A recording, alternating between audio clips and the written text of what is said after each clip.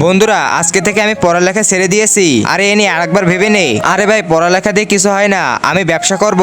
তারপর বন্ধুরা আমি অনেক বড় একটা শহরে চলে আসি আমার মন মতন ব্যবসা করার জন্য। না আমরা তোমাকে ঋণ দিতে পারবো না। কেন স্যার? কারণ তুমি একজন বেকার। বন্ধুরা ঋণ না পাওয়ার কারণে আমি একজন ওয়েটারের কাজ করি আর ধীরে ধীরে আমার টাকাগুলো জমাই। হ্যালো বান্ধবী বল। আরে এ নিয়ে আমি তো লন্ডনে চাকরি পেয়ে গেছি। আরে বা তুই কি বললি এটা? আরে এই তাড়াতাড়ি টেবিল সাফ কর। হ্যাঁ স্যার আমি এখনই আসতেছি। বন্ধুরা আমি অনেক চেষ্টা করছি কিন্তু কোনোভাবে ব্যবসা করতে পারতেছি না। আরে বান্ধবী তোর চাকরিতে আমাকে নে।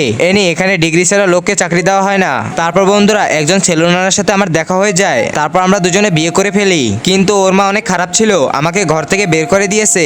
একদিকে আমার বান্ধবী পড়ালেখা করে তার জিন্দেগির মজা নিতে আছে, আর অন্যদিকে আমি ছোট ছোট কাজ করে আমার পেট চালাই। তারপর একদিন রাস্তায় আমার বান্ধবীকে দেখি, ম্যানেজার ও কাজটা জেনে কালকে হয়ে যায়। বন্ধুরা আমার পোশাকের এমন সিঁড়ি ছিল যা দেখে আমি অন্যদিক ফিরেছিলাম। আরে আমি যদি পড়ালেখা না ছাড়তাম। আরে এটা তো একটা স্বপ্ন ছিল।